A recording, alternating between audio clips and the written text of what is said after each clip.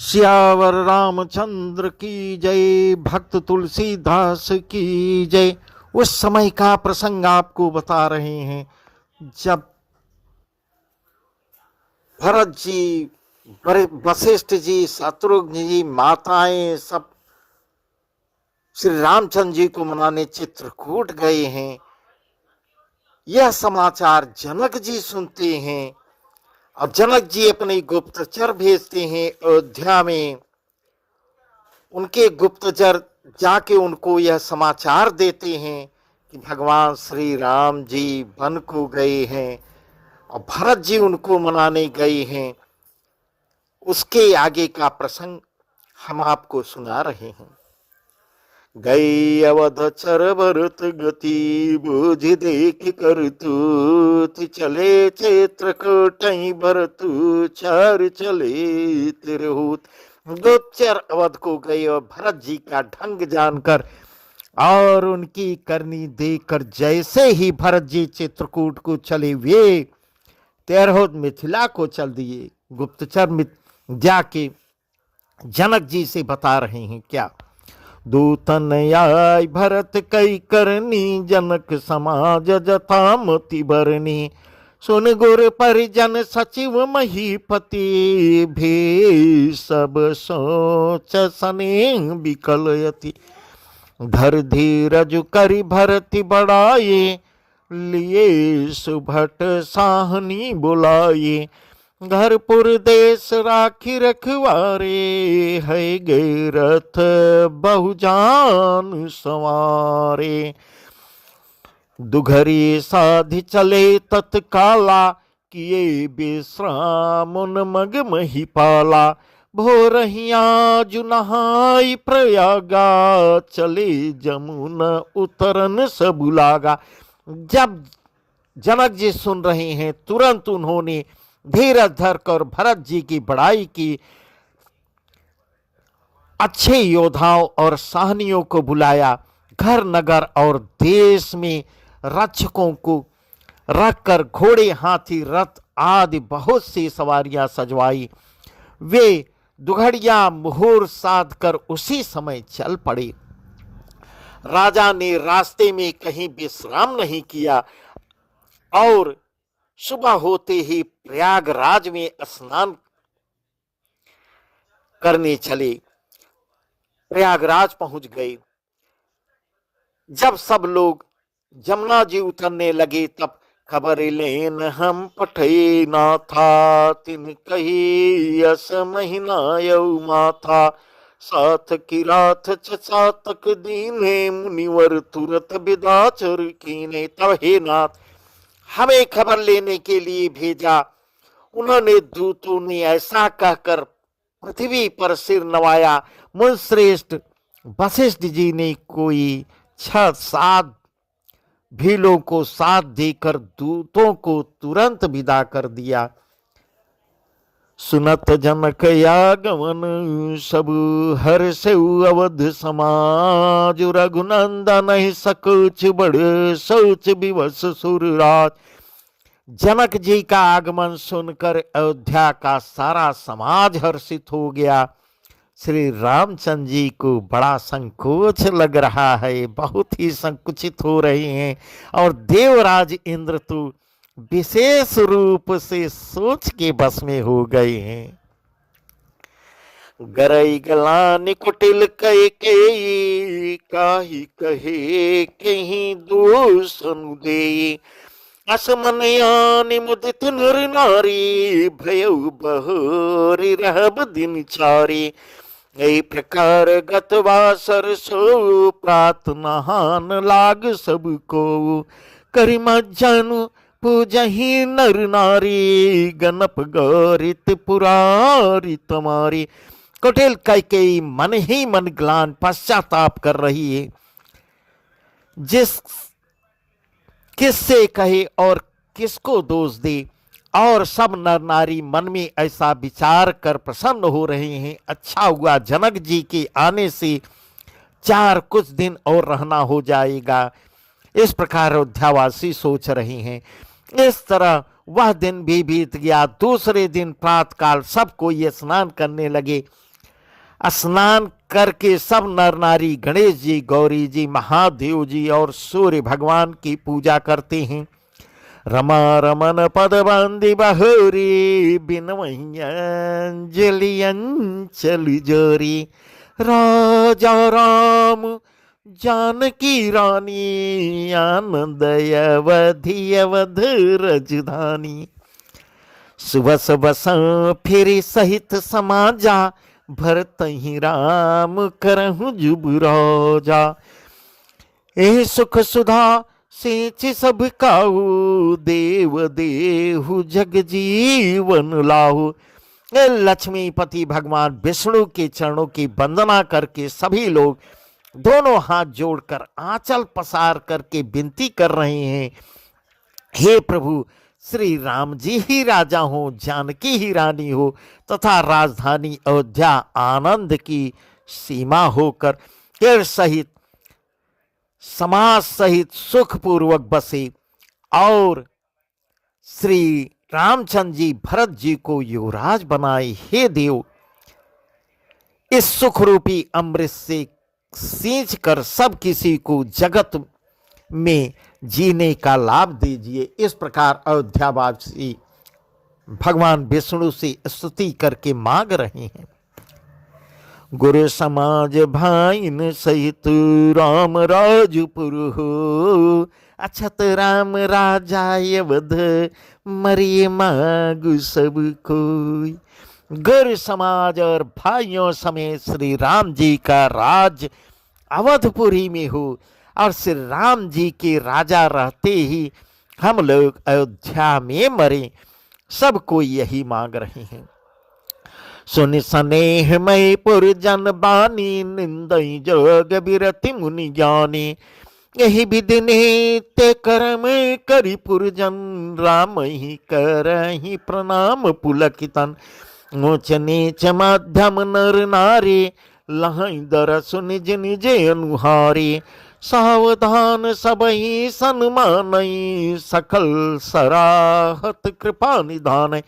अयोध्या वासियों के प्रेममयी वाणी सुनकर ज्ञानी मुनि भी अपने योग और वैराग्य की निंदा करने लगे।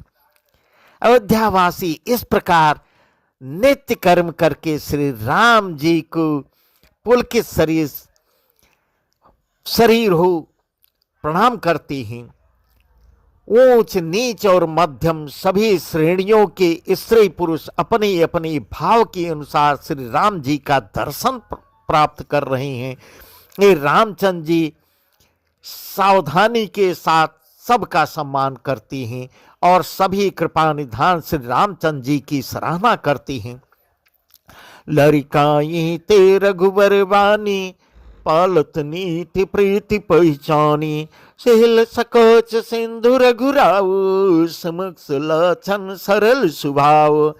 कहत राम गुण गण अनुरागे, सब निज भाग सराहन लागे। हम सम पुण्य पुंज जग थोरे, जिनहि राम जानत करि मोरे। श्री राम जी की लड़कपन से ही यह दान है कि वे प्रेम को पहचान कर नीति का पालन करते हैं। श्री रघुनाथ जी शील और संकोच के समुद्र हैं। वे सुंदर मुख के या सबके अनुकूल रहने वाले, सुंदर नेत्र वाले या सबको कृपा और प्रेम की दृष्टि से देखने वाले और सरल स्वभाव के हैं। श्री राम जी के गुण समूहों को कहते कहते सब लोग प्रेम में भर गए और अपने भाग्य की सराहना करने लगे कि जगत में हमारे समान पुण्य की बड़ी पूंजी वाला कोई नहीं है। जिन्हें राम जी अपना करके जानती हैं, ये मेरे हैं ऐसा जानती हैं, इस प्रकार कह रहे हैं। प्रेम मगन तहि समय सब, सुनियावत मिथिलेश। सहित सभा संभ्रम उठू, रविकुल कमल दिनेश। उस समय सब लोग प्रेम में मग्न हो जाते हैं। इतने में ही मिथिला पर जनक जी को आते हुए सुनकर सूर्य कुल रूपी कमल के सूर्य से रामचंद्र जी सभा सहित आदर पूर्वक जल्दी से उठकर खड़े हो गए। भाई सचिव गुरपुर जन था, आगे गवन कीन रघुनाथा। गिरवर देख जनक पति जबहि, कर प्रणाम रथ त्याग्यु तमहि। राम दरस लाल साउ छाओ, पथ समले सुकले सुन खाओ। अनतः जह रघुवर भय देहि, बिनु मन तन दुख सुख सुधि केहि। गाय मंत्री गुरु और पूर्ववासियों के साथ लेकर श्री रघुनाथ जी आगे बढ़ते हैं जनक जी की अगवानी करने के लिए। जनक जी ने ज्यों ही पर्वत श्रेष्ठ कामतानाथ को देखा, त्यों ही प्रणाम करके उन्होंने रथ छोड़ दिया, पैदल ही चलना शुरू किए। इस प्रकार जनक जी श्री राम जी के दर्शन की लालसा और उत्साह के कारण किसी को रास्ते की थकावट और क्लेश जरा भी नहीं है। मन तो वहां है जहां श्री राम है, जहां जानकी है। बिना मन के शरीर के सुख दुख की सुध किसको है। आवत जनक चले यही भांति, सहित समाज प्रेम मति माति। आए निकट देखी अनुरागे, सादर मिलन परस पर लागे। लगे जनक मुनि जन पद वंदन, ऋषिन प्रणाम कीन रघुनंदन। भाइन सहित राम मिल राजहि, चले लवाय समेत समाजहि। जनक जी इस प्रकार चले आ रहे हैं, समाज सहित उनकी बुद्ध प्रेम की मतवाली हो रही है। निकट आए, देखकर सब प्रेम में भर गए और आदर पूर्वक आपस में मिलने लगे।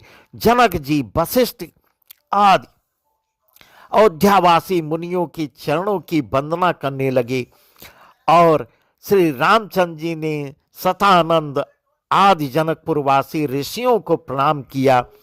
फिर भाइयों समेत श्री राम जी राजा जनक से मिलकर उन्हें समाज सहित अपने आश्रम को ले।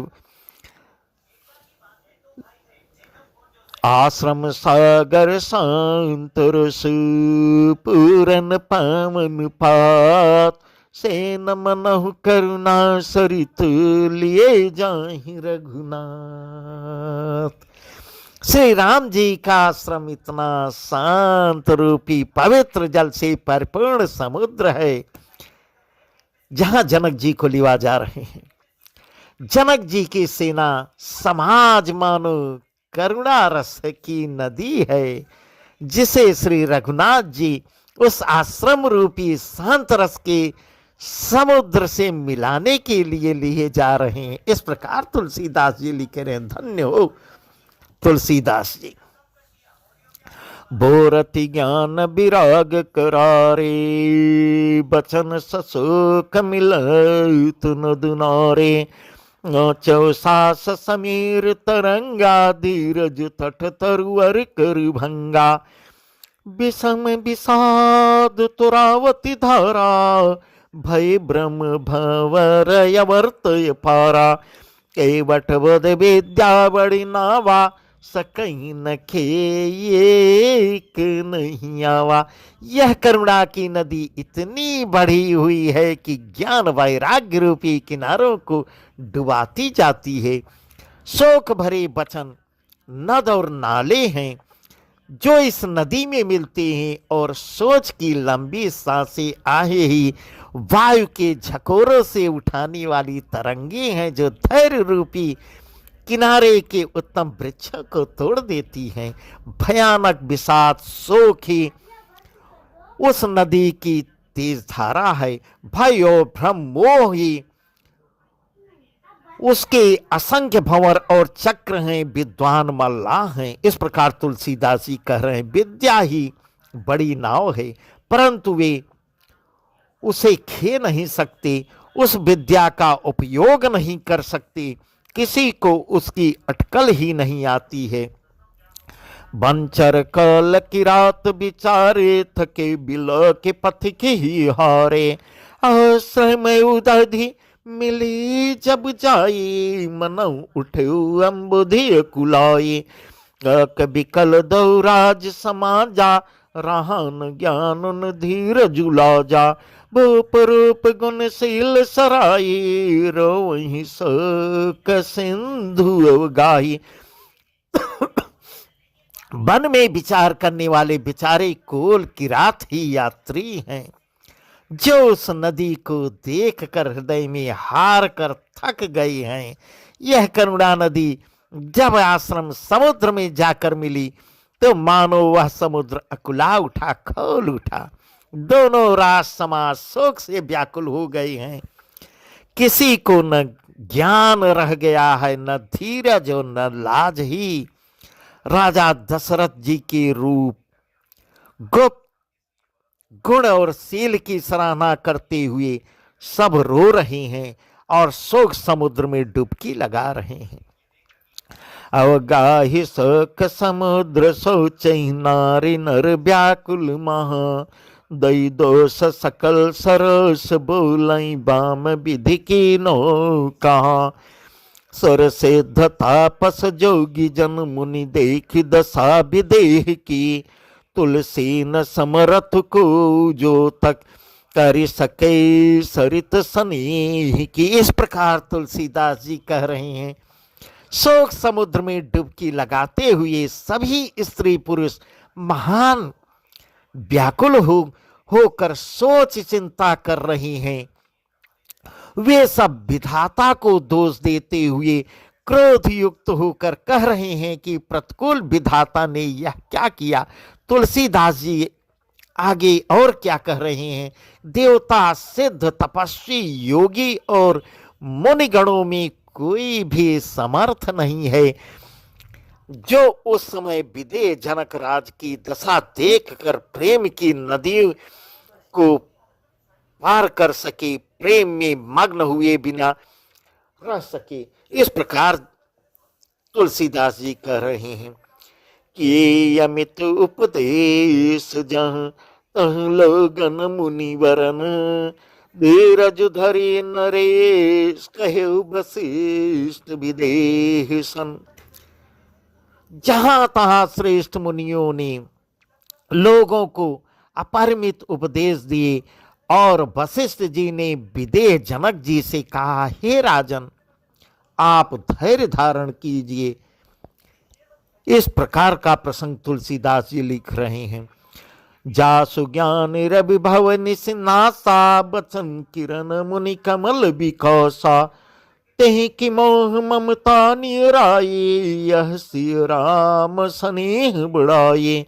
विषय साधक सिद्ध सयाने, त्रिविध जीव जग वेद बखाने।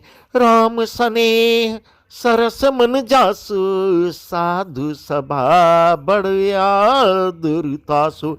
दिन राजा जनक का ज्ञान रूपी सूर्य भव आवागमन रूपी रात्रि का नाश कर देता है, और जिनकी वचन रूपी किरणें मुन रूपी कमलों को खिला देती हैं, आनंदित कर देती हैं।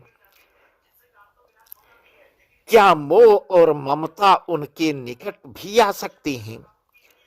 यह तो श्री सीताराम जी के प्रेम की महिमा है। इस प्रकार जी तुलसीदास जी जनक जी का वर्णन कर रहे हैं, अर्थात राजा जनक की यह दशा सीताराम जी के अलौकिक प्रेम के कारण हो रही है, लौकिक मोह ममता के कारण नहीं।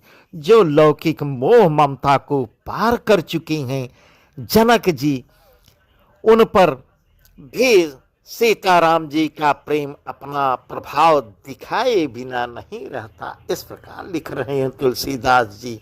जनक जी अपने आप में एक महान राजा थे, जिनका पूरा जगत में वो था। राजाओं में श्रेष्ठ राजाओं में उनकी गणना होती थी जनक जी की। वो भी सीताराम के प्रेम में मोहित हो गए हैं। विषय साधक सिद्ध सयाने त्रिविध जीव जग वेद बखाने, राम स्नेह सरस मन जासु साधु सभा बड़ आदर तासु, सहन राम प्रेम बिन ज्ञानु करन धार बिनु जिमी जल जानो, मुनि बहुविधि विदेहु समझाए राम घाट सब लोग नहाए। विषयी साधक और ज्ञानवान सिद्ध पुरुष जगत में ये तीन प्रकार की जीव वेदों में बताए गए हैं। इन तीनों में जिसका चित्त श्री राम जी के स्नेह से सरस सरो सराबोर रहता है, साधुओं की सभा में उसी का बड़ा आदर होता है। श्री राम जी के प्रेम के बिना ज्ञान शोभा नहीं देता, जैसे कर्णधार के बिना जहाज नहीं शोभा देती। वशिष्ठ ने विदेहराज जनक जी को बहुत प्रकार से समझाया। उसके बाद सब लोगों ने श्री राम जी के घाट राम घाट पे स्नान किया। सकल शोक संकुल नर नारी, शोभा सर्बित बिनु बारी, पशु खग मृगन के नहार, प्रिय परिजन करे कौन विचार। इस प्रकार कर रहे हैं। पशु स्त्री पुरुष सब शोक पूर्ण से पूर्ण थे। वह दिन बिना ही जल के बीत गया। भोजन की बात तो दूर रही, किसी ने जल तक नहीं पिया। मानव की तो बात छोड़ दीजिए, पशु पक्षी और हिरणों तक ने भी कुछ आहार नहीं लिया। इस प्रकार तुलसीदास जी लिख रहे हैं। तब परिजनों और कुटुंबियों का तो विचार ही क्या किया जाए। दो समाज निमिराजु रघुराजु नहाने प्रात, बैठे सब बट बिट भुतर मन मलिन कृष गात। सियावर रामचंद्र की जय। इस प्रकार जनक जी, रघुराज जी तथा दोनों ओर के समाज ने दूसरे दिन सवेरे स्नान किया और सब बड़ के वृक्ष के नीचे जा बैठे। सबके मन उदास है, शरीर एक दूसरे को देख रहे हैं। इस प्रकार तुलसीदास जी आगे का वर्णन करेंगे। सियावर रामचंद्र की जय, इसकी आगे बताएंगे। सियावर रामचंद्र की जय, तुलसीदास जी की जय।